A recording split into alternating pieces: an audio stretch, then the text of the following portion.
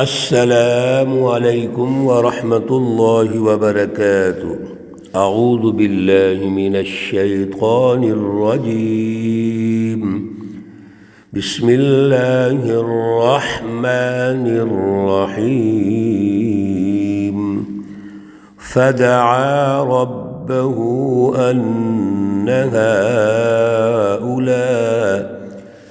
ان هؤلاء قوم مجرمون فأسر بعبادي ليلا إنكم متبعون۔ صدق اللہ العلی العظیم۔ اللہم صلی علی سیدنا و مولانا محمد النبی الأمی وعلى آلہ واصحابہ وبارک وسلم وصلی علیہ۔ معزز سامعین و سامعات، سورۃ الدخان پارہ نمبر 25، آیات مقدسہ نمبر 22 تا 29 ہیں۔ اللہ رب العزت ان آیات کا فہم اور شعور عطا فرمائیں اور عمل کی توفیق اور صلاحیت عطا فرمائیں۔ گزشتہ درس میں اللہ رب العزت نے حضرت موسیٰ علیہ السلام اور فرعون کے مابین جو بنیادی ہدف ہے اس کا ارشاد فرمایا، اس کی تربیت فرمائی، اور سورۃ الدخان میں ایک قومی انقلاب جس میں قوم کو آزادی دلانی ہے، اس آزادی کے لیے، غلامی سے آزادی کے لیے اور ظلم سے نکالنے کے لیے انبیاء علیہم السلام کا مشن، انبیاء علیہم السلام کا مقصد بعثت وہ اللہ ارشاد فرما رہے ہیں۔ تو ہم نے بڑا واضح طور پر سمجھا کہ حضرت موسیٰ علیہ السلام کو اللہ نے فرعون کے پاس بھیجا تو انہوں نے کیا فرمایا؟ ان ادو الیہ عباد اللہ، کہ یہ اللہ کے بندے ہیں، ان کو میرے حوالے کر دو، میں اللہ کا نبی ہوں، اللہ کا رسول ہوں، ذمہ دار ہوں، اور پھر میرے پاس دلائل ہیں اور آپ اس کو مان لو، اور اگر تم نہیں مانتے تو پھر اب جدا ہو جاؤ، مجھ سے دور ہو جاؤ۔ اللہ رب العزت نے حضرت موسیٰ علیہ السلام کو پھر ایک شیڈول دیا۔ آیت مقدسہ نمبر 22 میں اللہ رب العزت فرماتے ہیں فدعا ربہ، حضرت موسیٰ علیہ السلام نے اپنے رب کو پکارا، فریاد کی، ان ہؤلاء، بے شک یہ جتنے بھی قوم فرعون ہے، فرعون اور اس کے حواری اور پورا اس کا حکمران طبقہ جو ہے، قوم مجرمون، یہ ایک مجرم قوم ہے۔ یعنی میری تمام تر کوشش کے باوجود، دلائل کے باوجود، اور دلائل بھی اللہ نے موسیٰ علیہ السلام کو اس دور کے مطابق معجزات دیے، اور چونکہ جادو کا دور تھا، جادو کے عنوان سے لوگوں کو وہ پریشان کرتے تھے، تو موسیٰ علیہ السلام کو اللہ نے بھی اسی انداز میں ان کے مقابلے کے لیے وہ لاٹھی دے دی۔ وہ عصا جو پھینکتے ہیں تو وہ بڑا اژدہا بن جاتا ہے۔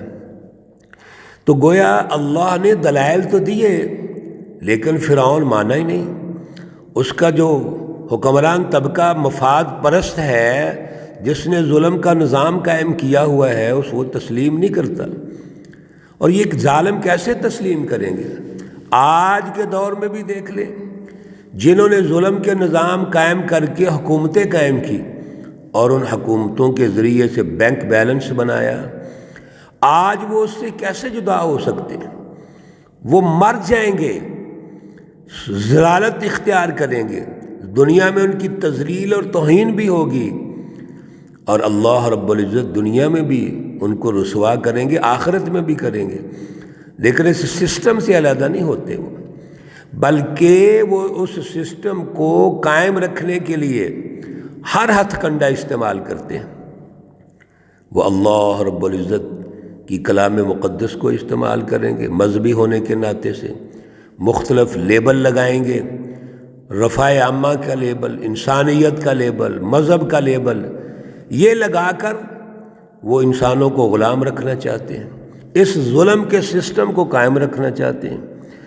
حضرت موسیٰ علیہ السلام نے دعا فرمائی، یہ مجرم ہے، لہذا اللہ رب العزت نے پھر آپ کو ایک شیڈول دیا۔ اور فدعا ربہ کے بارے میں یاد رکھیے، اللہ کے نبیوں نے جو دعا کی، فریاد کی، ان کے خلاف بد دعائیں کی، اس کے پیچھے ایک تو یقین ہے ان کا، اعلیٰ یقین، دوسرا ان کی جد و جہد ہے۔ اس لیے کوئی بھی دعا جو قبول ہوتی ہے وہ جد و جہد کے نتیجے میں ہوتی ہے، محنت، کوشش اور پھر یقین۔ جب محنت کی، کوشش کی اور اللہ سے یقین کی دعا کی تو اللہ ضرور کامیاب کرتے ہیں۔ فَأَسْرِ بِعِبَادِي لَيْلًا، اللہ رب العزت نے جو شیڈول جاری فرمایا، یہ کہا کہ آپ ایسے کیجئے، آپ میرے بندوں کو رات کے وقت لے کر یہاں سے نکل جائیے۔ اِنَّكُمْ مُتَّبَعُونَ، بے شک وہ تمہارا پیچھا کریں گے۔ آپ ایسے کیجئے، آپ اپنے سسٹم کے تحت جو پیغام رسانی کا ہے، لوگوں کو پیغام پہنچا دیجئے، اور آپ رات کے وقت لے کر بنی اسرائیل کو یہاں سے نکل جائیے۔ پھر کیا ہوگا؟ وَاتْرُكِ الْبَحْرَ رَحْوًا، راستے میں دریا آئے گا، اور دریا کا جو طریقہ کار ہے کراس کرنے کا، عبور کرنے کا، وہ تو اللہ نے موسیٰ علیہ السلام کو بتا دیا کہ آپ عصا ماریں گے، راستہ بن جائے گا۔ اور جب آپ دریا کراس کر جائیں، وَاتْرُكِ الْبَحْرَ رَحْوًا، تو یہ دریا کا جو راستہ بنا ہوا ہے، دریا تھما ہوا ہے، اس کو چھوڑ کر آپ اگلی طرف چلے جائیں۔ پھر یہ فرعون اور اس کے پورا وہ آیا جو بلاک ہے، پیچھا کرنے والا ہے، اس کا حکمران طبقہ، اس کے حواری، وہ پیچھے آئے اور آ کر دیکھا کہ یہ تو دریا میں راستہ بنا ہوا ہے، تو انہوں نے بھی اپنے گھوڑے دریا میں ڈال دیے۔ فرعون نے بھی، اس کی فوج جو تھی، اس کا لشکر تھا، اور جتنے اس کے حکمران جو اس کے حواری تھے اور اس کے اتحادی تھے، سب انہوں نے گھوڑے اس کے پیچھے ڈال دیے۔ حضرت موسیٰ علیہ السلام آگے جا چکے تھے، اور پھر اللہ کہتے ہیں انہم جند مغرقون، البتہ پھر وہ جو لشکر ہے وہ غرق ہو گیا، وہ ڈوب گیا وہاں پر۔ اور اس کی تفصیلات بھی مختلف جگہوں پر پہلے عرض بھی کی ہیں، مزید آئیں گی کہ اللہ نے فرعون اور اس کے جتنے بھی حواری ہیں ان کو تباہ کر دیا۔ کم ترکوا من جنت وعیون، اب جتنا بھی انہوں نے پیچھے سامان چھوڑا تھا، مال و دولت چھوڑی تھی، باغات، جن کی بنیاد پر وہ ظلم کرتا تھا، جن کی بنیاد پر اپنے آپ کو خدا کہتا تھا، تکبر کرتا تھا، غرور کرتا تھا، اس کی تباہی کے بعد سب وہ پیچھے رہ گیا۔ کم ترکوا من جنات وعیون، اور وہ چھوڑ کے پیچھے بہت سارے باغات اور چشمے، وزروع، اور کھیتیاں، ومقام کریم، اور جو اس نے گھر بنائے ہوئے تھے، محلات بنائے ہوئے تھے، ونعمت، اور وہ تمام ساز و سامان جو آرام کا تھا، کانوا فیہا فکہین، جس میں وہ باتیں بیٹھ کے بنایا کرتا تھا، بڑے بڑے پراپوگنڈے کرتے تھے، بڑی بڑی سکیمیں بناتے تھے،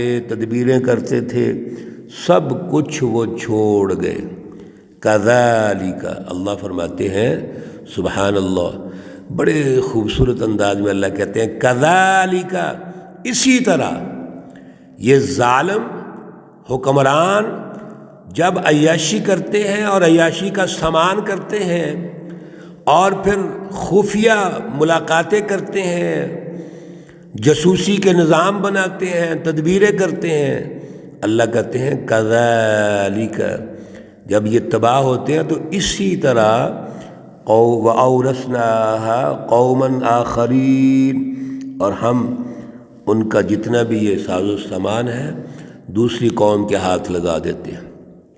میرے عزیزو، غزوہ بدر کے موقع پر جتنی ان کی چدراہٹ تھی، ساز و سامان تھا، وہ سب اللہ رب العزت نے رسول اللہ صلی اللہ علیہ وسلم اور جماعت صحابہ کے ہاتھ لگا دیا، حتیٰ کہ ان کے بڑے بڑے سردار پکڑے گئے، وہ گرفتار ہو گئے اور ان کو غلام بنا لیا گیا۔ میرے عزیزو، یہ اللہ کا اصول ہے، یاد رکھیے۔ جب ہم ظلم کے نظام سے کمپرومائز کرتے ہیں تو یہ ظالم ہمارے اوپر غالب رہتے ہیں، ظلم بھی کریں گے، لوٹیں گے، ہمیں قتل و غارت کریں گے، ہماری سوچوں کو دبائیں گے اور سب کچھ کریں گے۔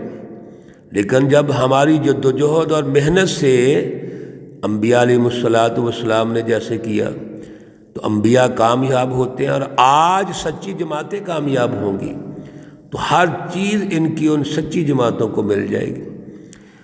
تمام تر اختیارات، اقتدار اور وسائل وہ پھر سچی جماعت کے پاس آ جائیں گے، اور اس کے ذریعے سے پھر پوری قوم ترقی کرے گی، پوری انسانیت ترقی کرے گی۔ فما بکت علیہم السماء، پس نہیں رویا ان پر آسمان، والارض اور زمین، وما كانوا منظرین، اور نہ ان کو ڈھیل دی گئی۔ اللہ رب العزت ارشاد فرماتے ہیں کہ یہ ظالم جب دنیا سے گئے ہیں تو نہ آسمان رویا، نہ زمین روئی، نہ ان کو کوئی ڈھیل ملی، کوئی مہلت نہیں ملی اور کوئی پریشانی نہیں ہوئی۔ رسول اللہ صلی اللہ علیہ وسلم کا ارشاد گرامی ہے کہ مومن اور سچی جماعت جب دنیا سے جاتی ہے تو مومن آدمی کا جو رزق ہے آسمان پر ایک دروازہ ہے جس سے اس کا رزق آتا ہے، اور اسی طرح اس کے اعمال جد و جہد کے جو اعمال صالح ہیں وہ اوپر جاتے ہیں، وہ دروازہ بند ہو جاتا ہے اور آسمان روتا ہے۔ اسی طرح زمین جس پر اس مومن نے اور سچی جماعت نے محنت کی، جد و جہد کی، اللہ کی رضا کے لیے قربانیاں دی ہیں، یہ زمین روتی ہے، افسوس کرتی ہے کہ آج ہم سے یہ شخص یا یہ سچی جماعت، یہ لوگ ہم سے اٹھتے جا رہے ہیں جنہوں نے دنیا میں امن قائم کیا، زمین پر اللہ کی حکومت غالب کی، اللہ کے وسائل جو زمین سے نکلتے ہیں پوری انسانیت کو دیے۔ آج یہ لوگ دنیا سے جا رہے ہیں تو زمین بھی روتی ہے۔ اللہ فرماتے ہیں کہ تمہارے اوپر نہ زمین روئی نہ آسمان رویا، بلکہ خوشی منائی کہ یہ ظالم ختم ہو رہے ہیں، دنیا جا رہے ہیں۔ فرعون دنیا سے چلا گیا، امن قائم ہو گیا۔ ابو جہل دنیا سے چلا گیا، قومی انقلاب آ گیا، امن قائم ہو گیا، خوشحالی آئی۔ رسول اللہ صلی اللہ علیہ وسلم نے بڑے مختصر عرصے میں سن 2 ہجری میں غزوہ بدر ہوتا ہے، سن 9 ہجری میں غزوہ تبوک ہوتا ہے، یہ 7 سال کا عرصہ ہے جس میں آپ نے مکمل حجاز پر غلبہ حاصل کر لیا اور بین الاقوامی فتوحات کا آغاز کر دیا۔ میرے عزیزو، یہ ہے اللہ رب العزت کا وہ نظام جس میں امن اور خوشحالی ہے، اللہ کی برکت ہی برکت ہے، اللہ کی رحمت ہی رحمت ہے۔ آج کے دور میں بھی اس کی ضرورت ہے۔ اللہ ہمیں توفیق اور صلاحیت عطا فرمائے، اعلیٰ شعور عطا فرمائے۔ اللہ رب العزت تمام بیماروں کو شفائے کاملہ عاجلہ مستمرہ عطا فرمائے۔ اللہ رب العزت تمام مرحومین و مرحومات کو جنت الفردوس میں اعلیٰ مقام عطا فرمائے۔ ربنا تقبل منا انك انت السمیع العلیم وتب علينا إنك أنت التواب الرحيم. وصلى الله تعالى على النبي الأمي محمد وعلى آله وأصحابه أجمعين برحمتك يا أرحم الراحمين. السلام عليكم ورحمة الله وبركاته.